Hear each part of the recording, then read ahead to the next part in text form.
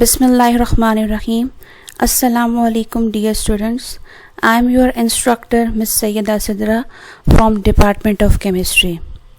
Today is our third lecture from liquids chapter. In previous lecture we have completed intermolecular forces and we have discussed in detail about London dispersion forces and hydrogen bonding. In today's lecture we will start the physical properties of liquids. As we are familiar with this thing that in a liquid molecules they are quite close to each other just because of intermolecular forces present between them. So due to these intermolecular forces the individual motion of molecule is hindered. So due to this less movement the flow of liquid and the rate of diffusion in liquid is less as compared to the gases. Because in gases molecules they are not close to each other, they are far apart from each other and we have less intermolecular forces present in gases. So molecules they are free in gases as compared to the liquids. Basically the forces of cohesion present between the molecules, they are responsible for the properties of liquids. Forces of cohesion means what? That these are the forces which are present between the similar type of molecules. Just have a look at this figure. For example, if we have these two water molecules, the forces present between these two water molecules, they are termed as cohesion forces. While the force which is present between the water molecule and to the wall of the container, it is the adhesion force. These forces are basically responsible for the properties of liquids. We have three main properties of liquids. We have additive properties, constitutive properties and colligative properties, and we will discuss these one by one. What are additive properties?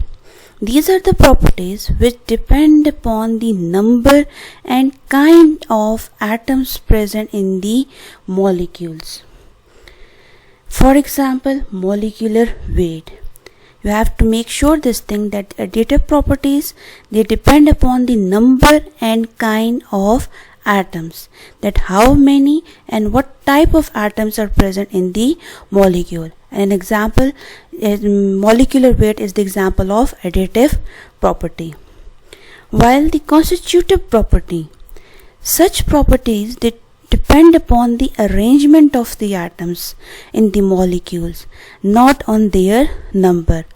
That how the atoms they are arranged within the molecule, but they don't depend upon the number of the atoms present within the molecule. For example, optical activity is the example of constitutive property. And colligative properties, these are the properties which depends upon the number of ions and molecules present but don't depend upon the structure of the molecule. And for example, we have osmotic pressure and molar volume. The difference between all of these properties, additive properties, they depend upon the number of and kinds of atom present in the molecules, while constitutive properties they depend upon the arrangement of the atoms in the molecules but not on their number, while colligative properties they depend upon the number of ions and molecules but they don't depend upon the structure of the molecule. Molecular weight is an example of additive property. Optical activity is an example of constitutive property, while osmotic pressure and molar volume, they both are the examples of colligative property. Now we will discuss different physical properties one by one, like for example vapor pressure and boiling point, evaporation, vapor pressure, viscosity and surface tension. In today's lecture we will cover three physical properties: boiling point and vapor pressure, evaporation and vapor pressure. Starting with the vapor pressure and boiling point. What does this term vapor pressure mean? Vapor pressure is the pressure exerted by vapors in equilibrium with its liquid state. The molecules of the liquid present at the surface, they escape into the gas phase. And these molecules, when they converted into the vapors, they exert pressure at the surface of the liquid in a closed container. Just have a look at this figure. For example, if we have this closed container and the molecules from this surface, they escape into the gas phase. When they comes here, they exert pressure above a liquid in this closed container because they are not allowed to escape out of this container. So that they will create a pressure above this liquid surface. So this is the pressure exerted by vapors in equilibrium with its liquid state is termed as what? Vapor pressure. Now what will be the effect of temperature on the vapor pressure? Whether with the increase or decrease of temperature, is there any effect on vapor pressure? Vapor pressure increases with increasing temperature. As we increase the temperature, vapor pressure also increases. Just have a look at this figure that in this first box the vapor pressure at T1, here the temperature is 20 degrees Celsius, while here the vapor pressure is measured at 80 degrees Celsius. And this one is the blue one, they are liquid molecules, while these gray ones they are vapor, liquid and vapor state. When we have this temperature T1 at 20 degrees Celsius, that the amount of these vapors they are less as compared to the amount of the vapors at 80 degrees Celsius. So the vapor pressure increases with the increasing temperature. The amount of the vapors generated by liquid in a closed container, they increases by the increase of temperature. What's the chemistry behind this thing? That as the temperature increases, the kinetic energy of molecules, it also increases, and that kinetic energy will be able to overcome the intermolecular forces present in the liquid, so more number of molecules of the liquid will be converted into their vapor state. So the vapor pressure increases with increasing temperature. As we increase the temperature, vapor pressure also increases. So by decreasing temperature, vapor pressure also decreases. It means that there is direct relationship between vapor pressure and temperature. Next we will discuss this thing, that what is the relationship between vapor pressure and boiling point. What is vaporization? That when a liquid is converted into a gas whenever heat is applied or at the boiling temperature. But what is boiling point?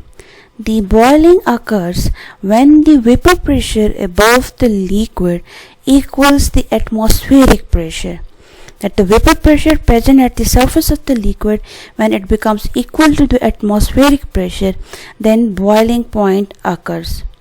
Just have a look at this figure, that in this figure, when the liquid molecules, when they are simply converted into their vapors, means that evaporation takes place, but bubbles, they are not forming in this container because the vapor pressure is less than the atmospheric pressure. But here in this container, when boiling occurs means that when vapor pressure above the liquids equals the atmospheric pressure, here the vapor pressure is greater, which can overcome the atmospheric pressure, so bubble can form and rise within this container, and boiling occurs in this container. So we can define the boiling point in this way, that the temperature at which the vapor pressure of the liquid equals to the atmospheric pressure or some external pressure is called as boiling point of that liquid. Boiling point is linked with the atmospheric pressure. Just have a look at this, that the normal boiling point of water at different atmospheric pressures, that the boiling point of water at 760 millimeter of mercury or 1 atmospheric pressure is equals to how much? 100 degrees Celsius. But when we increase the atmospheric pressure from 1 atmospheric pressure to 2 atmospheric pressure, the boiling point of water will raise from 100 degrees Celsius to 120 degree Celsius. But when the atmospheric pressure decreases, the boiling point of water at 0.9 atmospheric pressure is equals to 98 degree Celsius, while the boiling point of water at 0.4 atmospheric pressure is equals to 69 degree Celsius. As we move up, like for example on hills and mountains, the atmospheric pressure decreases, so the boiling point of water will also decrease with respect to the atmospheric pressure. This boiling point is a physical constant. It depends upon the strength of intermolecular forces present between the molecules. If we have strong intermolecular forces, so it means that boiling point will be higher. If we have weak attraction or weak intermolecular forces present between the molecules, then we have low boiling point of that respective liquid. So the boiling point of water at 1 atmospheric pressure is equals to 100 degrees Celsius, and if we increase the pressure from 1 atmospheric pressure to 2 atmospheric pressure, then the boiling point will rise from 100 degrees Celsius to 1 degree Celsius. You have to memorize these values because these values, they are also very important. Now we will discuss the effect of pressure on boiling point. Either with the increase or decrease of pressure, what will be the effect on the boiling point? Effect of higher pressure. When the pressure is higher, then the boiling point will be higher. Example, we have pressure cooker example. The food can be cooked easily in pressure cooker because it is a closed container and the vapors, they are not allowed to escape, so these vapors, they develop more pressure inside the pressure cooker, so the boiling point of the water, it increases within the pressure cooker and it cooks the food faster. So the boiling point of water at 2026 millimeter of mercury is 130 degree Celsius.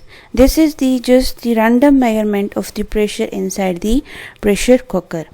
Just have a look at this figure, that this is the figure of pressure cooker, and when you apply heat to this, what happens that the more water molecules, they are converted into their vapor states, but these vapors, they are not allowed to escape out of this container, so the vapor pressure will be increased inside the this pressure cooker.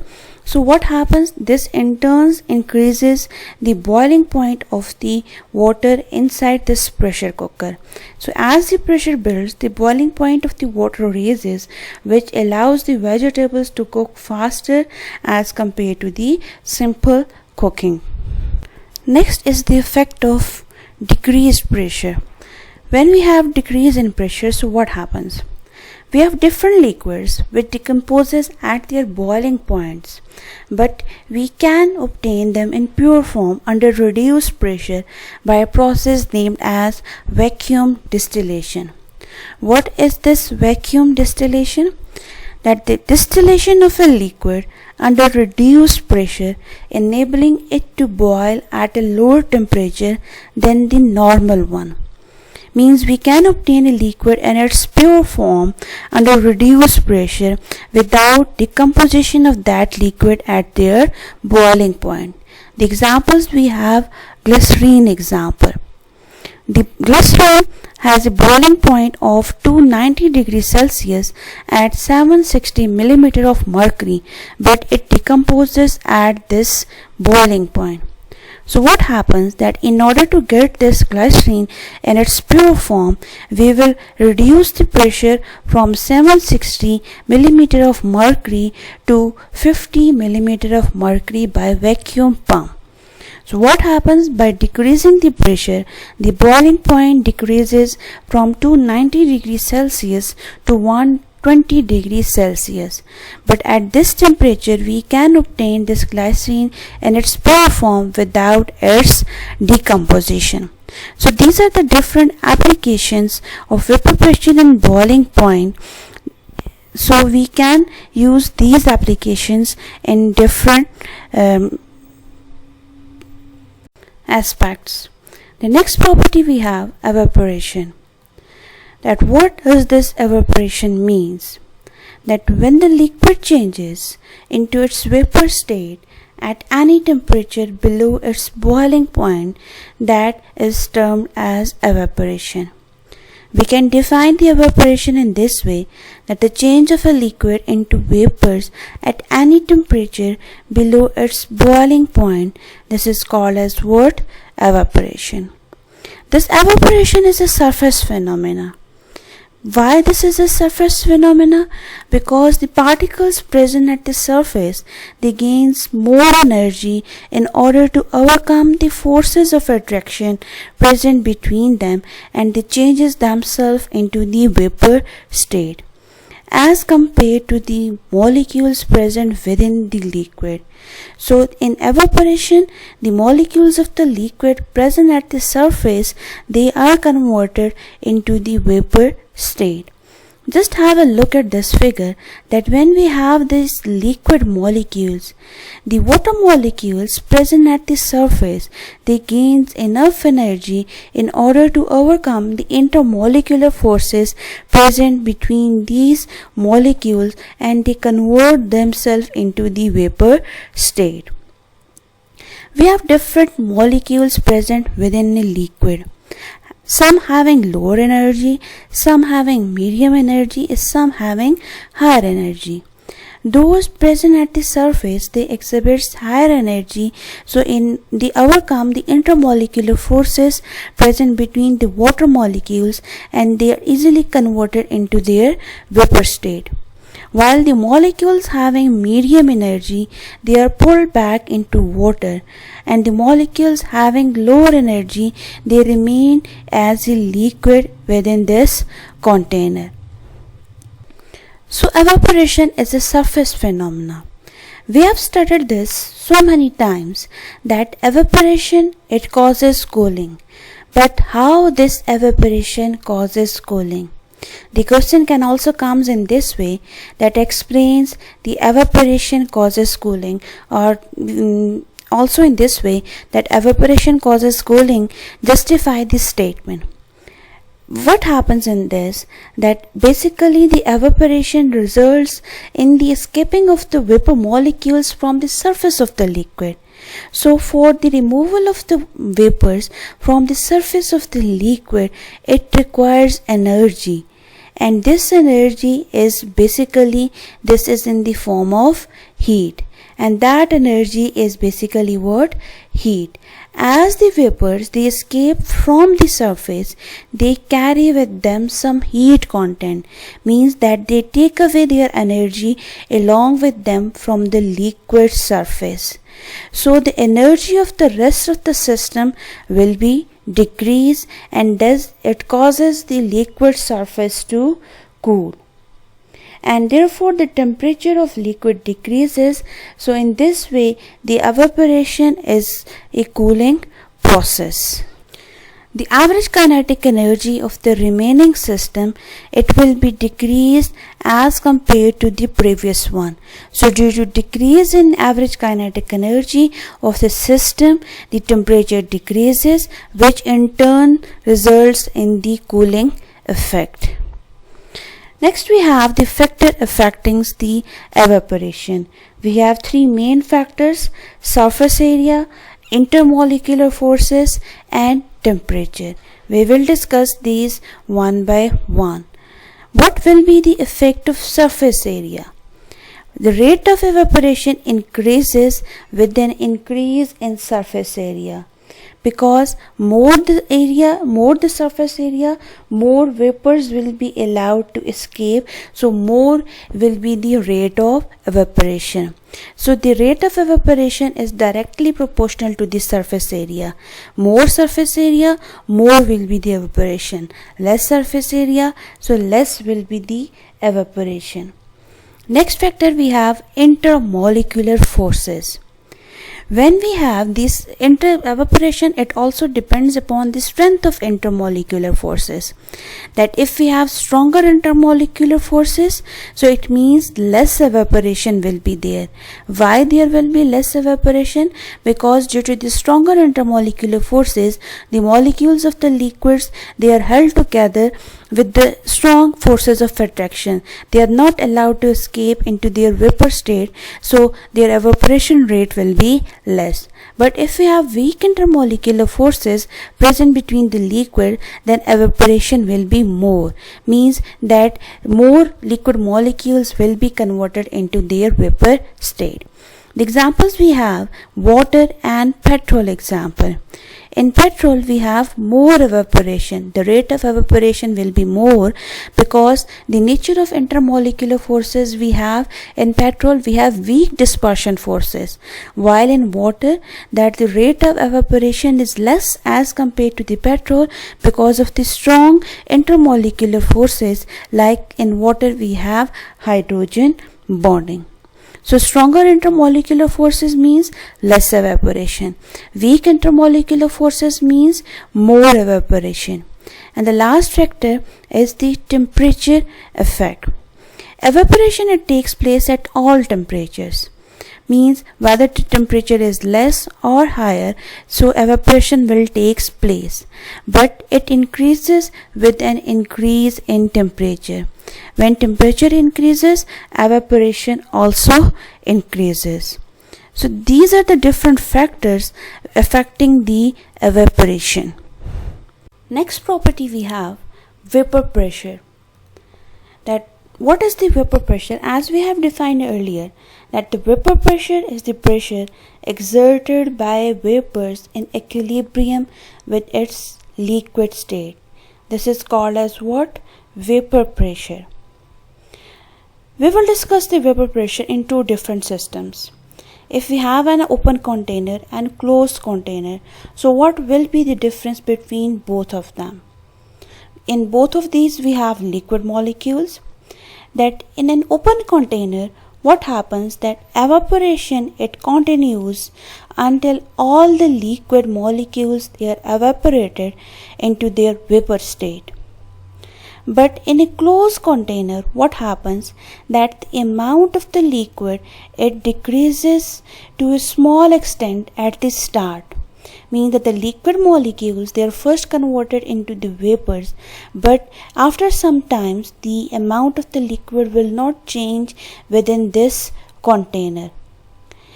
In closed containers, the vapors, they are not allowed to move out of the container. But in an open container, the vapors, they are escaping from the container into the atmosphere. So in this closed containers, what happens when the liquid molecules, they are converted into the vapor state? They are not allowed to escape. After some time, some of the vapor molecules, they lose their energy and they again come back into their liquid state. This conversion of the vapors again into the liquid, this is called as what? Condensation process. What is the difference between evaporation and condensation? Evaporation involves the conversion of the liquid molecules into the vapors, while the condensation is the conversion of the vapors back into their liquid state. I will explain this with the help of one more figure. That in first figure, just look at this thing, that the molecules, the evaporation, it is occurring, that the molecules from the surface, they are converted from the liquid state into their vapor state. Evaporation involves the conversion of liquid molecules into their vapor state, while the condensation, it involves the movement of the conversion of the vapors back into their liquid state. Right at the start, what happens that the liquid molecules, they are converted into their vapor state. But as the concentration of these vapors increases within the closed container, so what happens that the condensation also begins. Means right at the start vaporization is more but condensation is less. But when the concentration of vapors becomes more, so what happens that the rate of condensation becomes equals to the rate of evaporation. That the number of molecules entering into the vapor phase becomes equals to the number of vapors entering into the liquid phase. Here in first figure just vaporization is occurring, while in figure B vaporization rate is more as compared to the condensation rate, while in third one the vaporization rate is equals to the condensation rate. So here the pressure exerted by vapors in equilibrium with its liquid state is termed as the vapor pressure of that particular liquid at given temperature. Next we will discuss about the factors affecting the vapor pressure.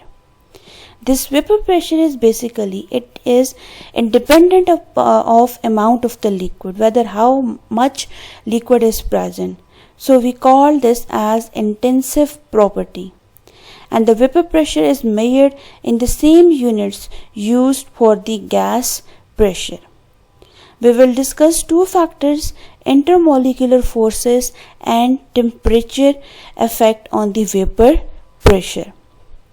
What will be the effect of intermolecular forces on vapor pressure? The vapor pressure, it depends upon the strength of intermolecular forces.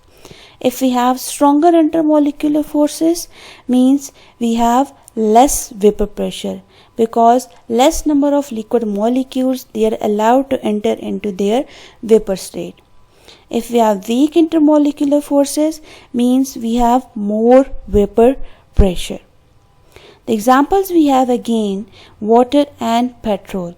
In water we have hydrogen bonding, while in petrol we have weak dispersion forces.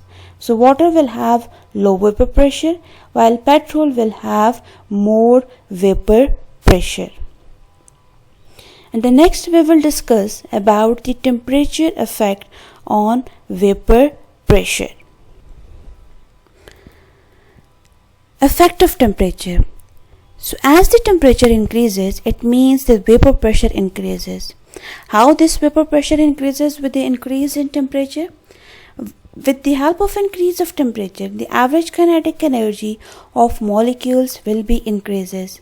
So it means when average kinetic energy increases, so intermolecular forces become less, so more liquid molecules they will be converted into their vapor state. So increase in temperature means average kinetic energy increases, which in turn decreases intermolecular forces, so vapor pressure will be increased. And again the opposite will be that as temperature decreases, vapor pressure will be decreased. Now we will discuss one graph related to different liquids, that what will be the effect of vapor pressure on different liquids at different temperatures. Just have a look at this graph. Here they have plotted different liquids, diethyl ether, ethanol, water against different temperature. Just have a starting with the water, as mentioned in your book also, that at 0 degrees Celsius the vapor pressure of water is how much? 4.6 millimeter of mercury. But at 100 degrees Celsius that the vapor pressure is 760 millimeter of mercury. Just look at this diethyl ether, that at 0 degrees Celsius the vapor pressure of this diethyl ether mentioned in your book is 185 millimeter of mercury, which is much greater than that of ethyl alcohol, which is 12 millimeter of mercury, and the water is having 4.6 millimeter of mercury. What is the reason behind this? Because this ether is non-polar, and the nature of intermolecular forces present in ether, we have weak dispersion forces. So due to these weak forces, more number of liquid molecules, they are able to be converted into their vapor state. So vapor pressure will be more as compared to the ethyl alcohol and water. Now comparing both these ethyl alcohol and water, both of these, they contain hydrogen bonding in them. But the extent of hydrogen bonding present in water is rather more as compared to the ethyl alcohol. So that's why the vapor pressure of this water is less as compared to the ethyl alcohol. And all of these three liquids, they boil at different temperature.